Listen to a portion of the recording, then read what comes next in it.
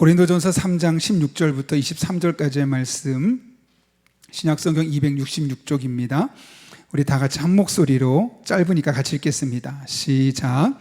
너희는 너희가 하나님의 성전인 것과 하나님의 성령이 너희 안에 거하시는 것을 알지 못하느냐? 누구든지 하나님의 성전을 더럽히면 하나님이 그 사람을 멸하시리라. 하나님의 성전은 거룩하니 너희도 그러하니라. 아무도 자신을 속이지 말라. 너희 중에 누구든지 이 세상에서 지혜 있는 줄로 생각하거든 어리석은 자가 되라. 그리하여야 지혜로운 자가 되리라. 이 세상 지혜는 하나님께 어리석은 것이니 기록된 바 하나님은 지혜 있는 자들로 하여금 자기 꾀에 빠지지 아니하는 이라 하셨고, 또 주께서 지혜 있는 자들의 생각을 헛것으로 아신다 하셨느니라. 그런즉 누구든지 사람을 자랑하지 말라. 만물이 다 너희 것임이라. 바울이나 아볼로나 게바나 세계나 생명이나 사망이나 지금 것이나 장래 것이나 다 너희의 것이요 너희는 그리스도의 것이요 그리스도는 하나님의 것이니라. 아멘. 오늘 16절부터 23절까지 읽었는데 16절과 17절 말씀 두 절을 통해서 우리가 은혜를 나누려 합니다. 먼저 기도의 자리로 오신 여러분 한 분 한 분을 축복하고요, 하나님께서 우리의 기도를 자리를 부르신 것은 결코 우연이 아니고 여러분의 마음속에 기도할 마음 주신 것 또한 여러분의 감정이나 상황이 아닙니다. 하나님 뜻이 있어 이 자리를 부르셨다는 마음을 갖고 또 함께 간절히 기도하는 여러분 한 분 한 분 될 수 있기를 바랍니다. 저와 꽤 오랫동안 교제하고 있는 유머 코치 한 분이 계신데요, 한 15년 정도 된 것 같습니다. 그분이 저한테 일주일에 한 번씩 유머를 보내주거든요. 근데 어느 날은 아마 어떤 분 그럴지도, 목사님 유머 코치를 받는데 그 정도입니까? 그럼 제가 할 말이 없습니다. 어쨌든 그분이 메일을 매주 한 번씩 보내주시는데 그 메일의 특징이 하나 있습니다. 그게 뭐냐면 메일을 보낼 때마다 꼭 한 번씩은 자신의 삶 속에서 유머의 소재를 찾는다는 거예요. 어떤 날은 이런 사진을 보내오셨어요. 양말 사진인데요, 양말 사진 보시면 짝짝이죠. 그러니까 일부러 저렇게 신으시는 거예요. 왜냐? 어떻게든 나는 유머 코치니까 다른 사람을 재밌게 해야겠다라는 그런 그분만의 직업의식이 있기 때문에 그렇습니다. 자신의 직업적인 정체성을 나는 유머 코치야, 그러니 나는 다른 사람을 늘 즐겁게 해야 돼, 재밌게 해야 돼, 그런 마음이 있다 보니까 그분의 삶 자체에서 어떻게 하면 내가 다른 사람을 재밌게 할 수 있을까 찾아내는 거죠. 반면에 사명에 따라서 자기의 정체성을 만들어가는 사람에게 또 다른 일들이 일어납니다. 제가 오래전에 졸업여행으로 우리 교회에서 천안의 독립기념관을 다녀온 적이 있습니다. 그때 많은 독립투사들이 어떻게 고문을 당했는지 설명하는 코너가 하나 있거든요. 어떤 일이 있냐면 사람을 거꾸로 매답니다. 그리고 큰 주전자에 고추물을 탄 다음에 코에다 거꾸로 붓는 겁니다. 생각만 해도 끔찍하죠. 그렇게 고문을 하고요, 그렇게 끝나고 나면 또 어디다 넣냐면 감옥으로 넣는 것도 아니고 요만한, 우리로 따지면 한 28인치에서 30인치밖에 안 되는 캐리어, 그런 거 사람을 넣으면 아주 구겨져 있을 수밖에 없죠. 거기다 집어넣는 겁니다. 그리고 거기서 그냥 두는 거죠. 그럼 거기서 어떻게 할까요? 소변도 싸고 대변도 싸고, 몸을 거기서 잠깐 또 빼내면은 온몸이 다 구부러졌기 때문에 아플 수밖에 없고, 손톱 발톱을 다 뽑아내는 장비까지 다 보여주는 겁니다. 그런 모습을 보면서 그때 우리가 이런 얘기를 나눴습니다. 이 사람들은 왜 이렇게까지 고난을 당하면서까지, 이런 고문을 당하면서까지 독립운동을 하게 되었을까? 아주 이유는 단순했습니다. 그분들은 스스로를 나는 대한민국의 독립을 위해 싸우는 사람이다 라는 사명감, 그런 정체성을 가지고 있었기 때문이죠. 다시 말하면 독립운동가라는 사명적인 정체성이 그들이 그런 삶을 살게 했던 겁니다. 그런 고문과 죽음을 불사하고 살아가도록 동력이 되었던 것이죠. 이처럼 우리가 어떤 정체성을 갖고 살아가느냐가 너무너무 중요합니다. 왜냐하면 내가 가지고 있는 정체성은 결국 우리의 생각과 우리의 모든 삶의 방식과 행동을 움직이기 때문에 그렇습니다. 그렇다면 우리는 이 세상을 살아가면서 어떤 정체성을 가지고 살아가야 되겠습니까? 사람들마다 다양한 의미로 자기의 정체성을 정의합니다. 어떤 사람은 가정 속에서 자신의 정체성을 세우고, 어떤 사람은 직장 속에서, 누군가는 교회 안에서, 관계 안에서, 직장 안에서 다양한 방식으로 자신의 정체성을 가지고 살아가는데, 우린 특별히 이 세상을 살아가면서 어떤 정체성을 가장 우선순위에 두고 살아가야 될까? 오늘 본문의 말씀을 통해서 하나님께서 우리에게 가장 원하시는 정체성이 무엇인지, 또 그 정체성에 알맞는 삶의 방식은 무엇인지 함께 살펴보려 합니다. 오늘 본문의 말씀은 사도 바울이 그리스도인의 영적인 정체성이 무엇이고, 그런 영적인 정체성을 인식한, 자각한 사람이 어떤 삶을 살아야 할지를 우리에게 보여주고 있습니다. 오늘 본문을 보십시오. 어떤 말로 시작하고 있죠? 16절을 보면 이렇게 말합니다. 같이 한번 읽어볼까요? 시작. 너희는 너희가 하나님의 성전인 것과 하나님의 성령이 너희 안에 거하시는 것을 알지 못하느냐. 여러분, 성전은 하나님이 거하시는 곳, 하나님이 함께 하시는 곳, 그런 뜻을 갖고 있죠. 그런데 너희가 하나님의 성전이다, 이 말은 뭘까요? 우리는 하나님이 함께 하시는 사람들, 하나님이 우리 안에 거하시는 사람들, 이런 의미를 갖고 있는 겁니다. 왜 그러냐면 그 뒤에 이어지는 말씀 보면 하나님의 성령이 우리 안에 거하기 때문에요. 하나님의 성령이 우리 안에 거하기 때문에 우리는 성전이 되었고, 그래서 우리는 날마다 하나님과 동행하는 삶, 하나님이 우리 안에 거하는 삶을 살 수밖에 없는 존재라는 겁니다. 이것이 바로 우리의 영적인 정체성입니다. 우리 한 사람 한 사람은 성령 하나님이 거하시는 성전이라는 것이죠. 여러분이 어떤 모습으로 여러분을 정의해도, 여러분이 예수님을 믿고 하나님의 자녀가 된 순간부터는 우린 누구나 다 하나님의 성전으로서 이 세상을 살아가게 되어 있다는 겁니다. 그렇다면 여러분, 우리가 하나님의 성령이 거하는 성전으로서 우리는 그러면 일상의 삶을 어떻게 살아야 되겠습니까? 오늘 본문 17절은 이렇게 이야기하죠. 한번 읽겠습니다. 시작.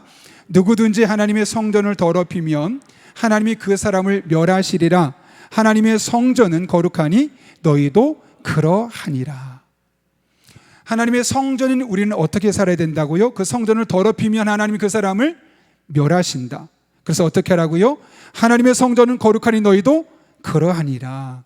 복잡해 보이지만 쉽게 말하면 이런 겁니다. 우리는 거룩한 삶, 성령이 거하지 않는 다른 사람과 구별된 삶을 살아가는 것이 하나님의 성전인 우리의 삶의 모습이 되어야 한다는 것이죠.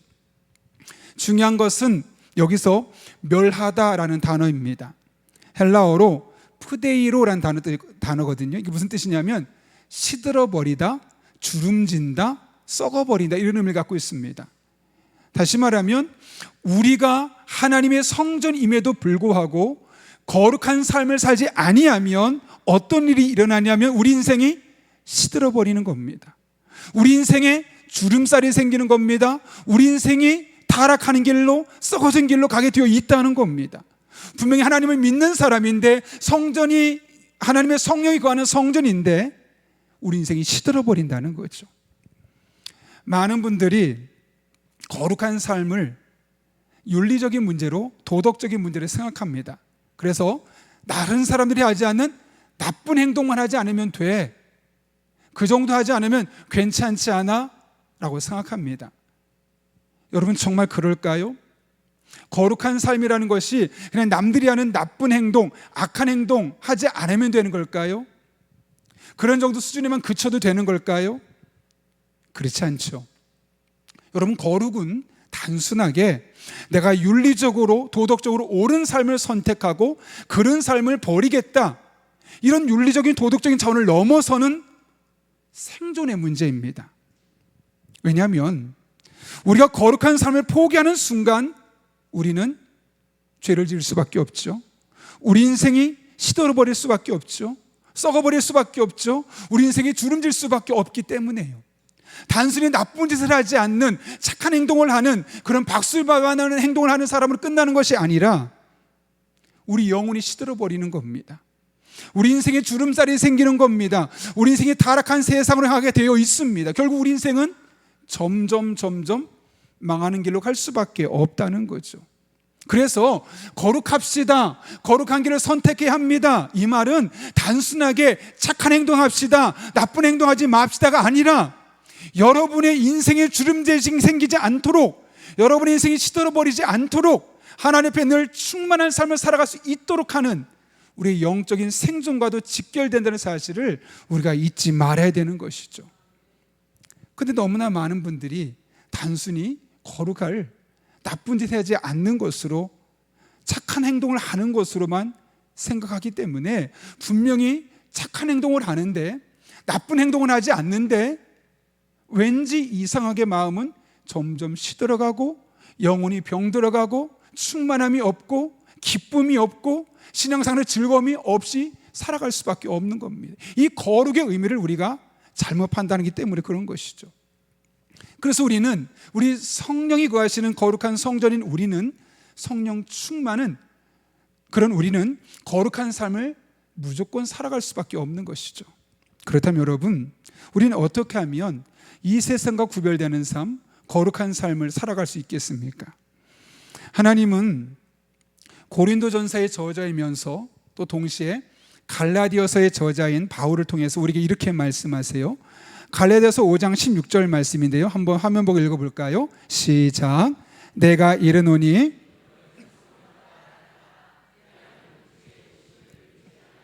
아멘. 여기 보면 바울은 우리에게 성령을 따라 행하라 라고 이야기하죠. 여러분, 성령을 따라 행하라는 것, 이게 도대체 무엇을 의미할까요?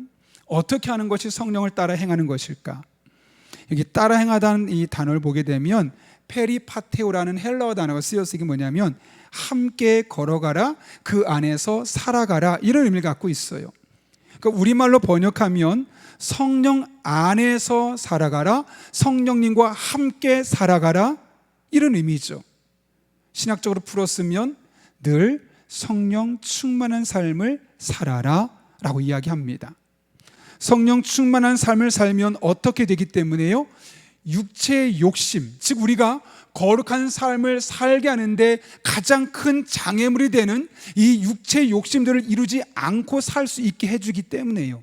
다른 말로 하면 성령 충만한 가운데 살아가면, 성령님과 늘 동행하는 삶을 살게 되면 우리는 육체의 정욕을 멀리하며 거룩한 삶을 살 수 있게 되는 것이고, 그렇게 되면 그 결국 우리의 인생에 주름졌던 인생이 주름이 펴지게 되고 하나님 앞에 평안한 일생을 살아갈 수 있게 된다는 거죠.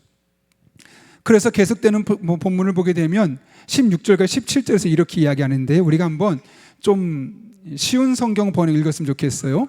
한번 읽겠습니다. 시작. 내가 말합니다. 성령을 따라 사십시오. 그러면 육체 욕망을 따라 살지 않게 될 것입니다. 육체 욕망은 성령을 거스리고 성령이 바라시는 것은 육체 욕망을 거스릅니다. 이 둘은 서로 반대되는 것이므로 여러분의 욕망대로 살 수 없게 합니다. 다시 말하면 성령님은 성령 충만한 가운데 살아가면 우리 육체의 본능대로 살 수 없도록, 우리 육체의 본능대로 살 수 없도록 우리를 절제하게 해주신다는 거죠. 다른 말 해볼까요? 성령 충만하지 않으면 본능대로 살아가요. 하고 싶은 대로 사는 거예요. 눈에 보이는 대로 살아가는 거예요. 마음이 가는 대로 행동하는 겁니다. 여기서 계속 강조하는 것이 성령을 따라 살지 않으면 우리는 그렇게 육체의 본능을 따라 살 수밖에 없다고 이야기하죠. 그럼 여러분, 우리가 성령을 따라 살지 않게 될 때 나타난 육체의 본능들은 어떤 행동일까? 19절부터 21절까지 이렇게 이야기하고 있어요. 화면 보고 한번 읽겠습니다. 시작. 육체 행실은 환히, 제가 읽겠습니다. 육체 행실은 환히 드러난 것들입니다. 곧 음행과 더러움과 방탕과 우상숭배와 마술과 원수매줌과 다툼과 시기와 분냄과 분쟁과 분열과 파당과 질투와 술취함과 흥청망청 먹고 마시고 노름과 그와 같은 것들입니다. 내가 전에도 여러분에게 경고했지만 이제 또다시 경고합니다. 이런 짓을 하는 사람들은 하나님의 나라를 상속받지 못할 것입니다. 여러분, 저는 목사입니다. 목사니까 늘 거룩한 생각만 할까요? 늘 거룩한 행동만 할까요? 그렇게 봐주시면 좋겠는데 여러분 표정은 안 그런 것 같습니다. 그렇지 않습니다. 저도 나쁜 생각 할 때가 많습니다. 그럴 때 저의 반응은 두 가지로 나타납니다. 첫 번째 반응은 귀찮으니까 그냥 나쁜 생각이 들 때 그대로 저를 방치하는 겁니다. 그럼 여러분 어떤 일이 일어날까요? 잠깐 동안 별 문제가 생기지 않아요. 그런데 조금만 지나면 100% 제가 가진 나쁜 생각대로 행동하고 움직이고 말하고 있는 저를 발견하게 됩니다. 문제는 그 뒤에 따라오는 현상들입니다. 그 나쁜 생각을 이겨내지 못했다는 그 압박감 때문에 스스로를 자책하게 되고요. 그러다 보니 화가 나게 되고 마음은 우울해지게 됩니다. 내가 왜 이러지? 이거밖에 안 됐나? 다양한 부정적인 감정에 시달리게 되고 영적인 압박감을 받게 되면서 내가 또 사단에게 졌구나, 마치 패배자가 갖는 감정들을 갖게 됩니다. 무엇보다 바로 전까지 성령 충만했고 믿음으로 살려고 했던 그 모습이 온데간데 없이 사라져버리고 정말 무기력하게 폐잔병 같은 모습으로 방치되어 있는 저의 영혼과 저의 모습을 발견하게 되는 것이죠. 이것이 목사가 갖는 그 부정적인 마음을 그대로 방치했을 때 나타나는 현상입니다. 근데 어떤 날은 적극적으로 그 현상을 이겨내려고 극복하려고 노력할 때가 있습니다. 그런 생각이 들자마자 재빨리 하는 일이 뭐냐면 성령으로 충만하게 기도하는 겁니다. 이 생각하지 말아야지, 이런 맘 먹지 말아야지가 아니라 하나님 성령으로 충만하게 해주셔서 이 나쁜 생각, 부정적인 생각, 하지 말할 말들을 버리게 해주십시오라고 아주 적극적으로 반응합니다. 그럴 때 정말 거의 100% 똑같은 현상들이 나타나는데 그때는 나쁜 생각을 완전히 이겨내버립니다. 내가 언제 이런 생각했지? 내가 언제 이런 마음 먹었지? 내가 언제 이런 부정적인 것을 하려고 했었지? 정말 놀랄 정도로 금방 이겨버립니다. 그리고 마음이 편안해지고 영적인 승리감과 또 영적인 자신감을 갖게 되는 거죠. 그리고 성령 충만한 상태를 계속해서 유지해 나가게 되고 하나님 안에 거하고 있는 그런 삶 속에서 보다 더 하나님께 가까이 나아가고 있는 자신의 모습을 발견하게 되는 것이죠. 이것이 목사의 삶에서 날마다 일어나는 치열한 영적인 전쟁입니다. 성령 충만을 구할 때는 이겨낼 수 있지만 아무리 내가 노력해도 성령 충만을 구하지 않으면 나도 모르게 그 부정적인 다양한 감정들, 좀 전에 이야기했던 음행과 더러움과 방탕과 우상숭배와 마술과 원수매증과 다툼과 시기와 분냄과 분열과 파당과 질투와 술취함과 흥청망청과 마시고 노름과 그와 같은 부정적인 것들을 생각하고 행동할 수밖에 없는 모습들을 발견하게 되는 것이죠. 여러분, 그런 의미에서 우리 그리스도인에게 성령 충만을 사모하는 것, 그래서 거룩한 삶을 추구하는 것은 선택이 아니라 필수적인 요소가 되어야 하는 것이죠. 학생들에게 권면합니다. 공부 잘할 수 있게 해주십시오. 이전에 내가 성령 충만할 수 있기를 기도해야 합니다. 돈을 잘 벌고 승진을 위해서, 취업을 위해서 기도하기 전에 먼저 성령 충만을 위해 기도해야 합니다. 그래야지만 그 성령 충만한 간우리가 본질적으로 정말 구해야 될 것을 구하게 되고 우리의 육체의 본능이 잘못 구하는 것들을 이겨낼 수 있기 때문에 그런 것이죠. 제가 좋아하는 찰스 스탠이라는 목사님이 계신데요, 그분이 이 성령 충만과 관련된 책들을 정말 많이 쓰셨어요. 그 중에 하나가 성령 충만의 법칙이라는 책인데요, 여러분, 기계가 잘 작동하려면 윤활유가 필요하지 않습니까? 그런 것처럼 신앙생활에서 우리 일상생활에 믿음의 사람들에서 이 일상생활을 잘 살아가기 위해서는 그 신앙의 윤활유가 필요한 것이 바로 성령 충만이라고 이야기하는 겁니다. 그러니까 성령 충만하지 않으면 삐걱거리는 게 많아요.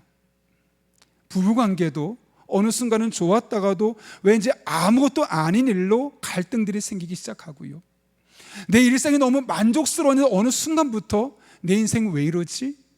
분명히 삶은 변한 것이 없음에도 불구하고 내 마음의 부정적인 감정이 나를 지배하기 시작하면서 나의 삶을 부정적으로 바라보고 그래서 만족이 없고 기쁨이 없는 그런 삶을 살게 되는 거죠. 윤활유가 없기 때문에요.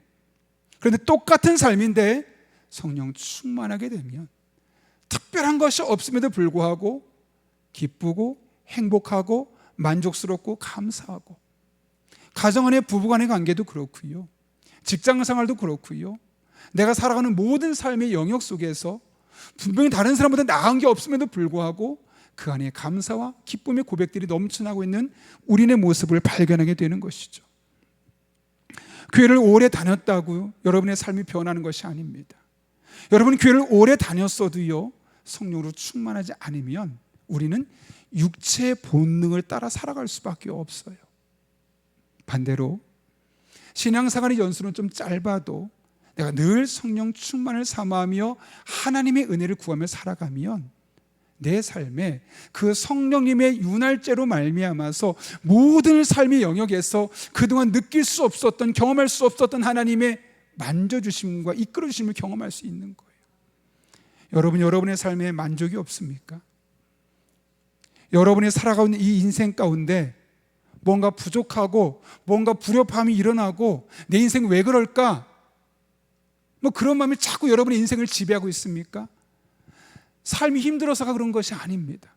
여러분만 그런 문제가 있어서 그런 것이 아닙니다. 성령 충만하지 않아서 부정적인 방식으로 그 삶을 바라보고 그 문제를 바라보고 그 문제를 해결하라고 하기 때문에 생기는 일들입니다. 성령 충만을 삼아 보십시오. 여러분의 시선이 달라질 것이고 여러분의 사고방식과 가치관이 달라질 것이고, 그렇게 여러분의 삶을 바라보는 순간 여러분의 삶은 전혀 다른 삶으로 펼쳐지는 것을 여러분의 눈으로 보게 될 것입니다. 어떤 분은 이런 이야기 하면은, 목사님 성령 충만하려면 저 너무 힘들지 않습니까? 부담스럽습니다. 그냥 일상의 삶을 그냥 살아가도 너무 힘든데 또 와서 기도하고 성령 충만을 사모하고 그런 시간에 너무너무 힘들지 않습니까? 라고 말할지도 모르겠어요. 제가 예전에 한번 그 이승기 아시죠? 가수 이승기 씨가 그런 얘기를 하더라고요. 그 이선희 씨가 그 이승기 씨에게 거의 스승님 같은 존재래요. 그런데 그 이승기 씨가 나와서 자기가 몸 관리를 아주 철저하게 한대요. 왜 그러냐고 했더니 자기가 이선희 씨가 하는 것을 보고 나도 저렇게 해야겠다라고 느꼈기 때문이에요. 이선희 씨는 가수잖아요. 제가 봤더니 올해 61세더라고요. 그런데 이 노래를 잘하기 위해서, 그러니까 노래를 잘하는 그 현상을 계속 유지하기 위해서 어떤 일을 하냐면, 노래를 부르지 않을 때는 늘 목에 스카프를 해서 목의 온도를 조절한다고 합니다. 그리고 목에 해가 되는 음식들 절대로 먹지 않고요, 또 집안의 온도도 아주 철저하게 관리한다는 거예요. 너무 춥거나 너무 더워서 목에 무리가 가지 않도록 가장 항상 적당한 온도를 만들려고 하고, 그래서 너무 늦게 자지도 않고, 그래서 수면 시간도 충분히 취하고, 이 모든 일을 사실 보면 너무 부담스럽고 힘든 일들이 있죠. 먹는 거 조절해야 되죠, 수면 시간 조절해야 되죠, 심지어는 늘 스카프도 해야 되죠.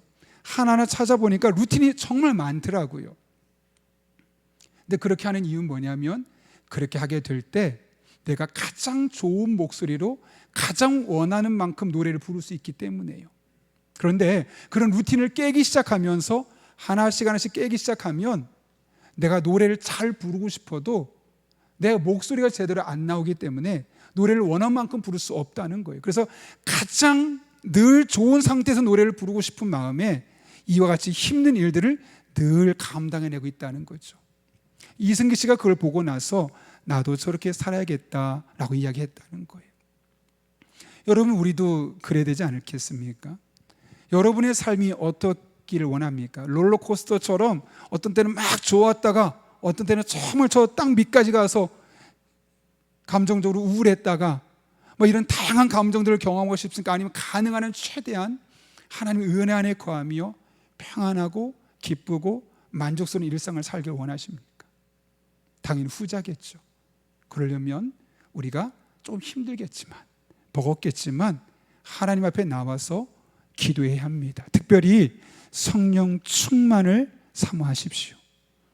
우리가 성령 충만하게 될 때 우리는 거룩한 삶을 추구하게 될 것이고, 그 거룩한 삶을 추구하게 되는 과정을 통해 우리 영혼은 시들지 않고, 우리의 인생은 주름지지 않고, 잘못된 길을 가지 않고 주름이 펴진 인생, 생생한 하나님의 은혜를 경험하는 그런 복된 삶을 살게 될 것입니다. 신앙생활에 중간지대는 없습니다. 성령으로 충만해서 성령께서 원하시는 생각과 행동을 살아가는 사람이 있는가 하면, 육신의 본능에 충실해서 육신이 원하는 대로 행동하거나 생각하는 것, 이 둘 중에 하나밖에 없습니다. 그래서 마귀는 항상 온갖 방법을 다 동원해서 우리로 하여금 성령 충만하지 못하도록, 거룩한 삶을 살지 못하도록 자꾸 방해하는 거죠. 우리가 성령 충만해야 되는 이유가 바로 여기 있습니다. 새벽마다 성령 충만을 위해 기도하고, 수요일마다 성령 충만을 기도하고, 깨어있을 때마다 성령 충만을 기도해야 하는 이유가 바로 여기 있는 거죠. 여러분, 성령 충만을 삼하고 성령께서 주시는 마음과 생각으로 여러분의 삶을 무장해 보십시오. 그럴 때 여러분의 영혼이 살아나는 것을, 여러분의 주름진 인생을 펴주신 하나님을 반드시 만나게 될 것입니다. 그런 은혜가 오늘 기도하는 여러분의 이 6월 한 달 동안 날마다 순간마다 경험될 수 있기를 예수님의 이름으로 축복합니다. 우리